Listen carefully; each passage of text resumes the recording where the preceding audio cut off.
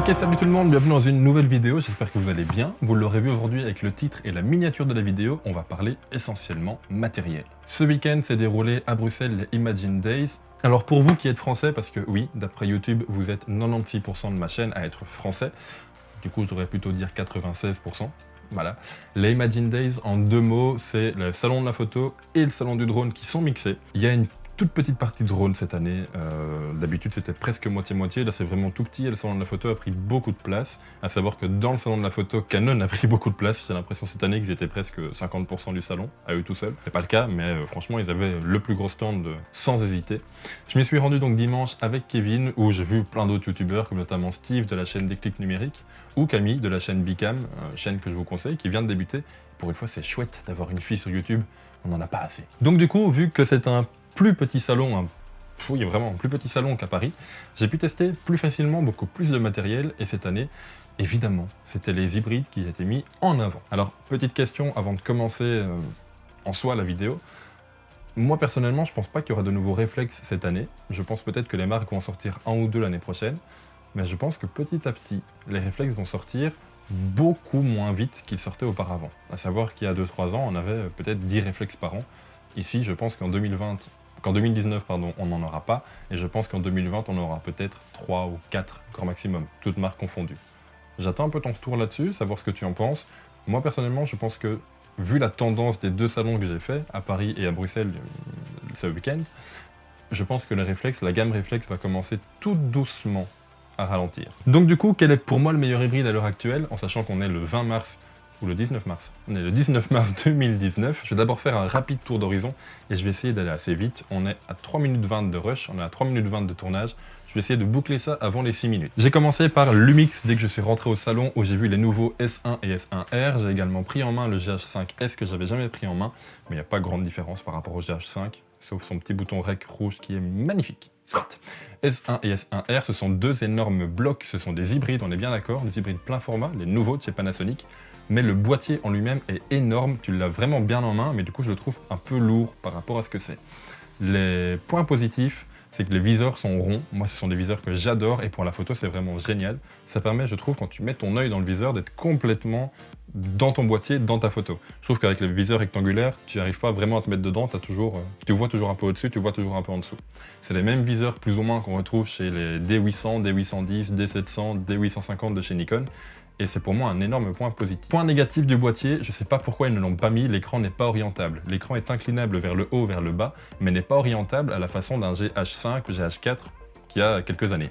C'est con de ne pas l'avoir fait. Après, au niveau des optiques, il n'y en a pas encore énormément sur le marché, mais de ce que j'ai pu discuter avec les revendeurs de chez Lumix, il y a une bague qui va sortir, je ne sais pas si c'est Sigma qui l'a fait ou Lumix, mais qui va permettre de mettre tous les objectifs Canon ou Nikon sur les Lumix, ce qui du coup va agrandir énormément le champ d'optique possible pour ces boîtiers-là. Donc, pour le moment, je les conseillerais pas trop, là maintenant tout de suite, parce qu'il n'y a pas beaucoup de choses à mettre dessus, pas beaucoup d'optique à mettre sur ces boîtiers, mais ça va arriver et en masse. Donc, j'attendrai un petit peu et je serai vachement curieux. Je suis passé chez Canon où j'ai pris en main le EOS R et EOS RP, les deux hybrides de chez Canon. Le EOS R, c'est vraiment le modèle pro à presque 3000 €, voire même plus de 3000 €, je comprends toujours pas pourquoi. Et le nouveau boîtier, son petit frère, qui est le EOS RP, également un plein format, donc un grand capteur, tout ça pour 1200-1300 €. Celui-là, je vous le conseille à mort parce que pour son prix, il offre vraiment, je trouve, de très bons résultats. En photo, il est excellent, rien à dire là-dessus, capteur de 24 ou 26 millions de pixels, je sais plus lequel des deux, on n'est plus à 2 millions de pixels près. Autofocus évidemment ultra rapide, c'est le dual pixel.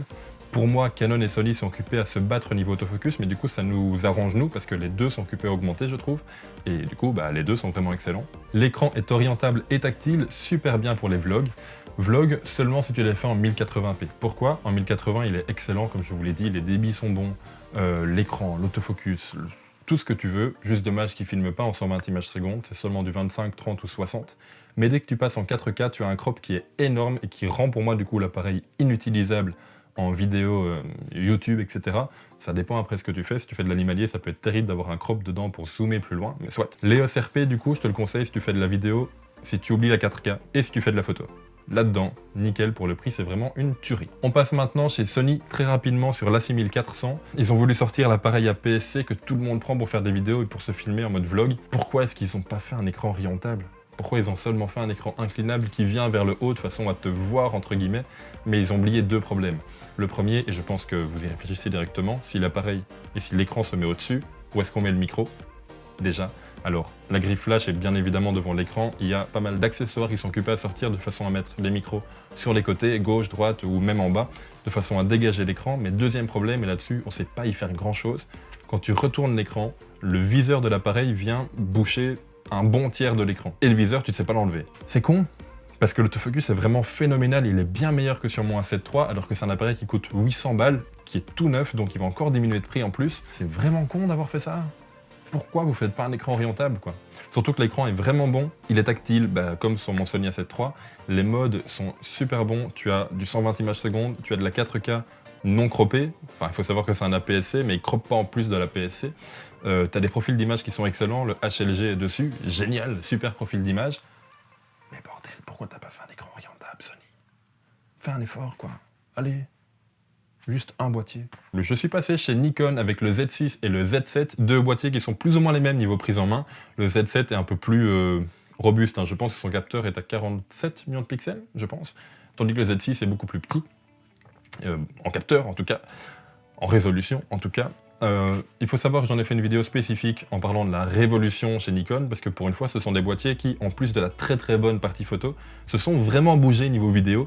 D'habitude, en vidéo, Nikon était toujours à la ramasse, et là, ils sont limite les premiers maintenant, donc je sais toujours pas pourquoi ils ont fait ça, mais c'est super bien. Si tu veux en savoir plus, la fiche est là, tu cliques dessus et t'arrives sur la vidéo. N'oublie pas de revenir sur celle-là, parce qu'elle est toujours pas finie.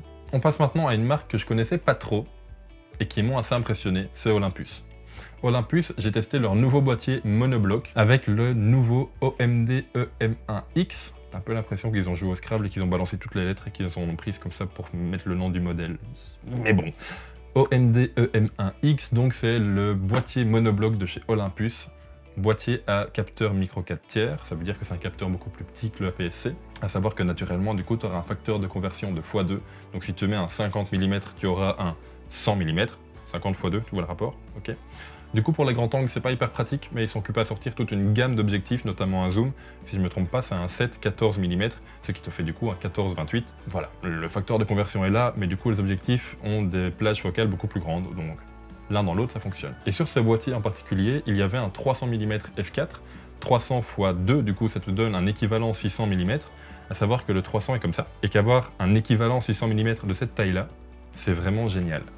Le boîtier en plus, je vais t'en parler un tout petit peu plus longuement que les autres, il y a plein de technologies dedans qui m'intéressent, c'est pourquoi j'en ai beaucoup parlé avec eux et je risque normalement d'avoir un exemplaire en test dans les prochaines semaines, voire dans les 2 ou 3 prochains mois. 2-3 trucs rapidement, je vais pas te faire toute la fiche technique, mais les points qui m'ont vraiment surpris. D'abord, la stabilisation. C'est pas une stabilisation numérique, c'est pas une stabilisation mécanique, c'est une stabilisation magnétique. Je trouve ça génial. En gros, le capteur est dans un espèce de caisson. Donc il n'est pas, dès que tu retires l'objectif, tu vois pas le capteur, tu as une vitre devant, tu as un caisson derrière, et dès que tu allumes l'appareil, le caisson est stabilisé par des aimants. C'est con, mais c'est génial, ça marche super bien, et je trouve même que ça marche mieux que mon Sony. Donc voilà, c'est terrible. A savoir que dans ce boîtier, vu qu'il est plus gros que les autres, ils n'ont pas mis un, mais 2 processeurs, de façon à le faire aller à fond de balle. Il te prend jusqu'à 60 images secondes en rafale. Voilà, rien que ça. On en a énormément parlé, mais c'est un boîtier évidemment qui est hyper robuste, c'est connu chez Olympus de base, mais alors là en plus vu qu'il est monobloc, ils l'ont boosté à mort, t'arriveras pas à le péter, t'arriveras pas à le tremper. Donc voilà, c'est un boîtier, vous l'aurez compris, qui m'a beaucoup impressionné, en plus j'ai jamais eu de micro 4 tiers, donc je serais assez tenté d'en avoir un en main pendant quelques temps. J'en ai pas mal parlé avec le responsable presse de chez Olympus, le responsable presse France, parce qu'en Belgique apparemment il n'y en a pas, mais soit. Mais donc du coup voilà, ça risque d'arriver sur la chaîne dans les prochains mois. Si jamais tu es un utilisateur d'Olympus, n'hésite pas à mettre le modèle que tu as en commentaire, ça m'intéresserait de voir si on a ou pas, tout simplement. Donc du coup pour répondre à la question de ce début de vidéo, quel est le meilleur hybride du moment, pour moi, ça reste le Sony A7 III. Pourquoi? Tout simplement parce que de ce que je pense et de ce que je vois et de ce que j'ai pris en main, ça reste le meilleur des deux mondes. Le meilleur monde photo, le meilleur monde vidéo. Il est excellent en photo, il est très bon en vidéo. En photo, l'autofocus est là, il a un très bon traitement des couleurs, une très bonne dynamique, pardon, une bonne montée en ISO, sincèrement, là-dessus j'ai pas de souci à avoir. Ça reste un boîtier très réactif, 2 slow SD, enfin vraiment au niveau photo il est terrible, et niveau vidéo il est très bon. Il n'est pas excellent, mais il est très bon. Pourquoi? parce qu'il a de très très bons profils colorimétriques, il a du S-Log, il a du HLG, il a du Cine 4, il a un autofocus en vidéo qui est performant, alors il n'est pas aussi bon que le Dual Pixel chez Canon ou que le nouveau A6400 de Sony, il a un écran inclinable, ça aurait été mieux qu'il ait été orientable, mais bon, c'est pas grave. Il a de la 4K à 30 images secondes en 100 mégabits seconde, il a du 1080p à 120 images secondes.